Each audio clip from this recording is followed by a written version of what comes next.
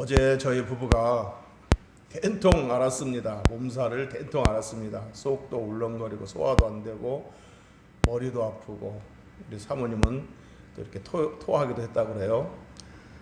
그래가지고 어제 진짜 된통 앓았는데, 앓으면서 그런 생각이 들더라고요.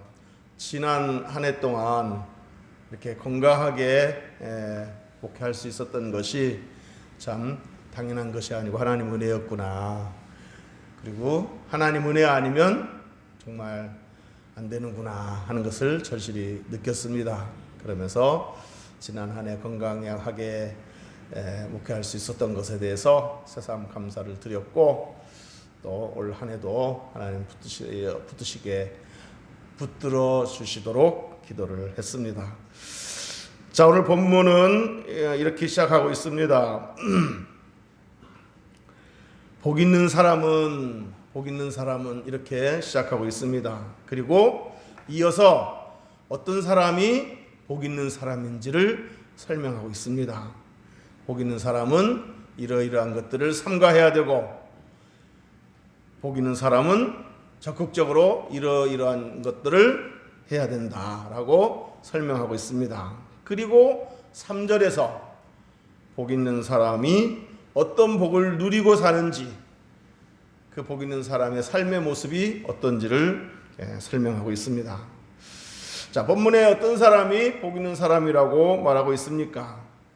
아까도 말씀드렸듯이 먼저 복 있는 사람은 삼가할 것을 삼가야 된다라고 말하고 있습니다. 우리 1절 한번 읽어볼까요? 1절 시작. 복 있는 사람은 악인들의 꾀를 따르지 아니하며 죄인들의 길에 서지 아니하며 오만한 자들의 자리에 앉지 아니하고. 아멘. 이처럼 복 있는 사람은 뭘 하지 아니하고 이렇게 삼가해야 할 것을 설명하고 있습니다. 자, 뭘 삼가해야 됩니까? 첫째로 복 있는 사람들은 악인의 꾀를 따르지 않는다. 악인들의 꾀를 따르지 않는다. 즉, 악인들이 제안하는 것, 악인들이 유혹하는 것, 이것을 여기에 따르지 않는다. 그리고 두 번째로 복 있는 사람은 죄인들의 길에 서지 않는다 그랬습니다. 죄인들의 길에 선다는 말은 악인의 유혹에 넘어간 거예요. 넘어가서 지금 이제 그 길을 계속 가고 있는 거예요. 악인들과 함께 같은 길을 걸어가고 있는 거죠. 악인의 꾀에 넘어갔을 뿐만 아니라 좀 더 이제 제 가운데로 더 빠져들어가고 있는 상황을 묘사하고 있는 겁니다. 그 다음에 세 번째 복 있는 사람은 오만한 자들의 자리에 앉지 않는다 그랬습니다. 여기서 오만한 자들이라는 말은 뭐 이렇게 교만한 사람, 그런 우리가 말하는 참 저 사람 오만하다, 건방지다, 뭐 그런 뜻이라기보다는 죄를 짓고서도 하나님을 두려워할 줄 모르고 죄에 대해서 무감각하고 죄를 즐기는 사람을 말하는 겁니다. 그러므로 오만한 자들의 자리에 앉는다, 이 말은 이제 악인들과 함께 어울려 지내면서 완전히 죄 가운데 머물러 사는 것을 말하는 것입니다. 완전히 죄에 푹 빠져서 오만한 자들과 함께 죄를 즐기며 사는 인생을 말하는 것입니다. 여러분, 이 길은 패망의 길입니다. 그러므로 처음부터 악인의 꾀를 거절해야 됩니다. 누군가가 잘못된 제안을 했을 때, 누군가가 죄짓도록 유혹했을 때 그것을 거절할 줄 알아야 됩니다. 악인의 꾀를 따르지 말라 그랬습니다. 거절할 줄 알아야 됩니다. 아니다, 나는 그 길 갈 수 없다, 나는 그렇게 살 수 없다, 나는 하나님의 사람이니 나는 그가 하고 싶지 않다 라고 거절할 줄 알아야 됩니다. 자, 그런데 이제 우리가 또 연약하기 때문에 악인의 꾀에 넘어갈 수 있죠. 그 꾀에 넘어갔다 하더라도, 그래서 그 꾀에 넘어가서 그들과 함께 죄인의 길에 섰을지라도 거기서라도 돌이킬 줄 알아야 됩니다.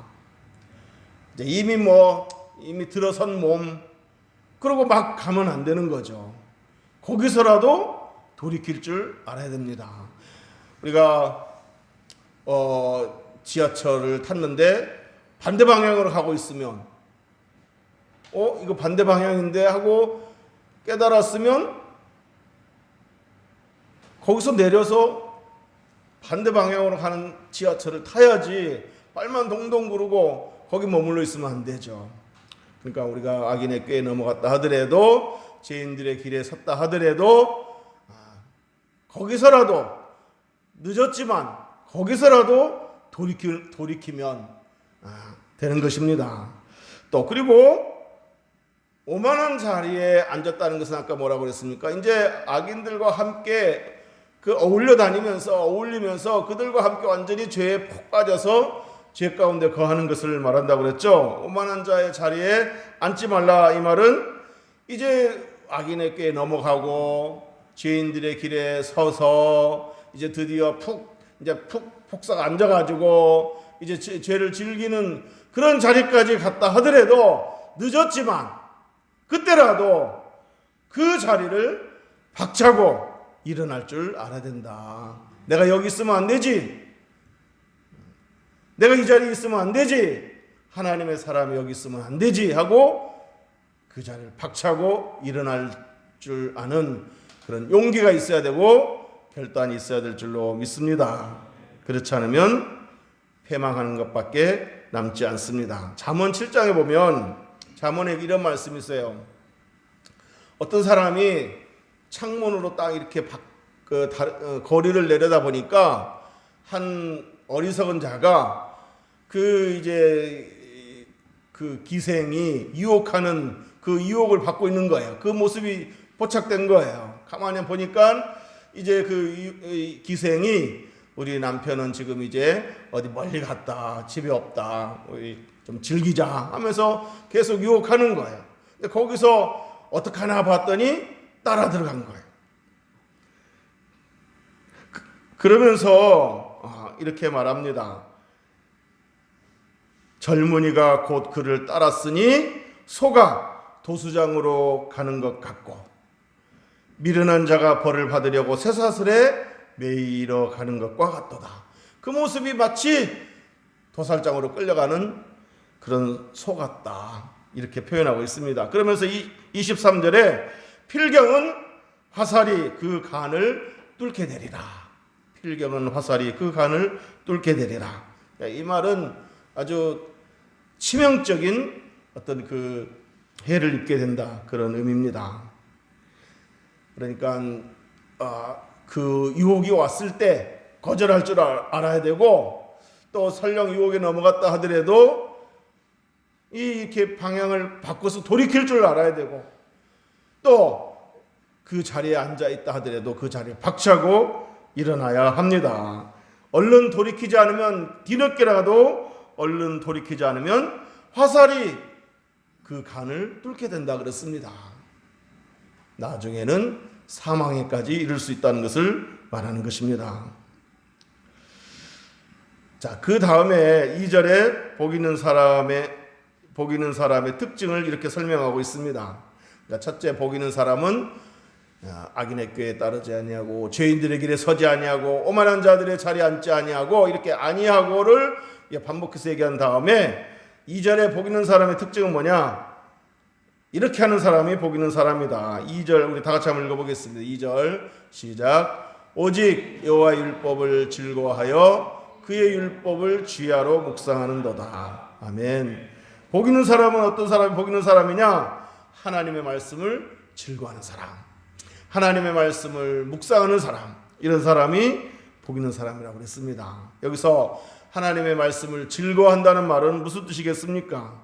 말씀 읽는 것을 좋아하고, 말씀 듣는 것을 좋아하고, 말씀을 품고 다니는 것을 좋아하고, 말씀 순종하는 것을 좋아하고, 늘 말씀 안에 머물러 사는 것을, 말씀을 늘 가까이 하면서 말씀을 붙잡고 말씀을 의지하며 사는 것을 좋아하며 사는 사람을 말하는 것입니다. 이것이 복받는 사람의 특징이다라는 것입니다. 사랑하는 성도 여러분, 말씀을 즐거워하시기를 바랍니다. 올 한 해 말씀을 즐거워하시고 말씀을 주야로 묵상하시고, 그래서 말씀 안에 푹 젖어들어서 그 말씀 속에서 얻는 그 복이, 영육간의 복이 저 여러분에게 넘치기를 주의 이름으로 축복합니다. 말씀을 즐거워할 뿐만 아니라 읽고 듣고 늘 가까이 할 뿐만 아니라 주야로 뭐 하라고 그랬습니까? 묵상하라 그랬습니다. 여기서 묵상한다는 말은 곱씹는 것을 말합니다. 곱씹는 거. 소가 이것저것 다 막 먹고 막 계속 먹어대죠. 그래가지고 소는 뭐 위가 4개라면서요. 그래서 4개에다가 다 집어넣어요. 집어넣고 이제 딱 앉아서 그걸 딱 이렇게 끄집어내가지고 이 속에 있는 그 여물을 끄집어내가지고 덜 소화된 거죠. 그냥 일단 집어넣었으니까 덜 소화된 거죠. 그래서 끄집어내가지고 오물오물하면서 이렇게 씹죠. 그래가지고 완전히 소화시킵니다.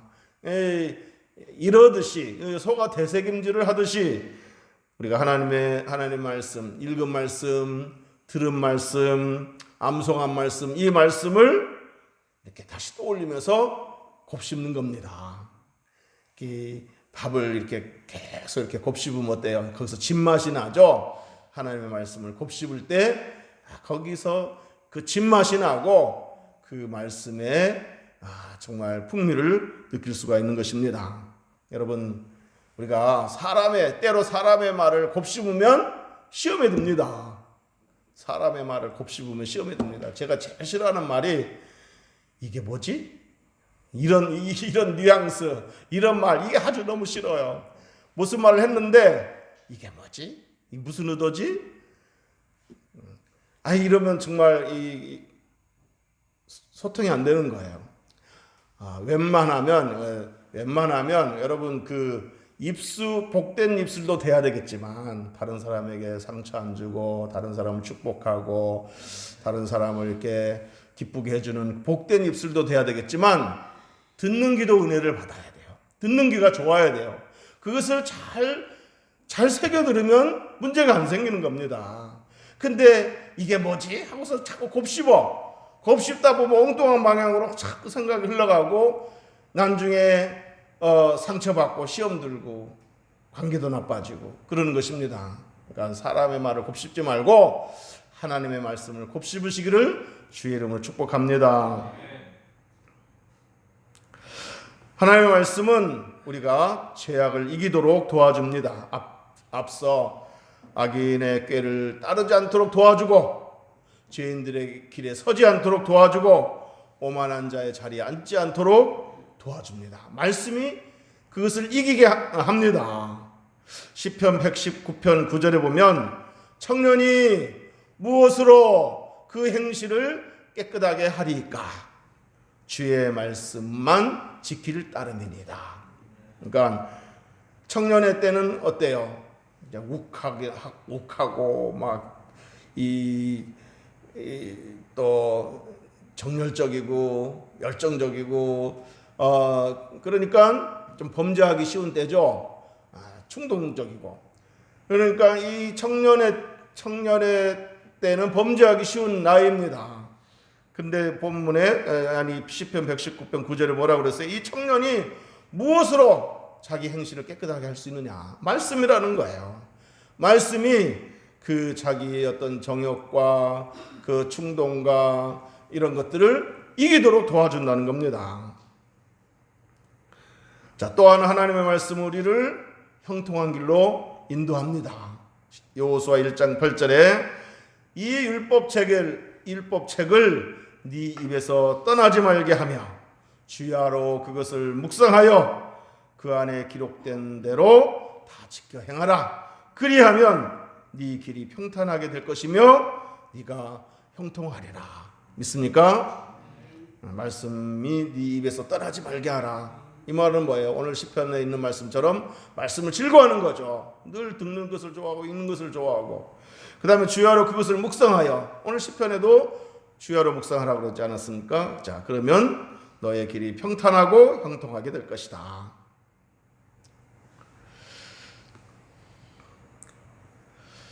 자, 이제 마지막 3절. 자, 이렇게 우리가 악인의 꾀를 따르지 않고 죄인들의 길에 서지 않고 오만한 자의 자리에 앉지 않고 하나님의 말씀을 즐거워하고 하나님의 말씀을 주야로 묵상한 사람들은 어떤 복을 누리게 된다고 그랬습니까? 우리 3절 다 같이 읽어보겠습니다. 3절 시작. 그는 시냇가에 심은 나무가 철을 따라 열매를 맺으며 그 잎사귀가 마르지 아니함 같으니 그가 하는 모든 일이 다 형통하리로다. 아멘. 시냇가에 심겨진 나무는 시냇가에 심겨졌기 때문에, 바로 물가에 심겨졌기 때문에 항상 수분을 머금고 있습니다. 영양분도 풍족하겠죠. 수분과 영양분이 풍족하니까 그 나무는 어떻게 되겠습니까? 늘 잎이 청청하고, 그래서 철을 따라 열매를 맺게 되는 것입니다.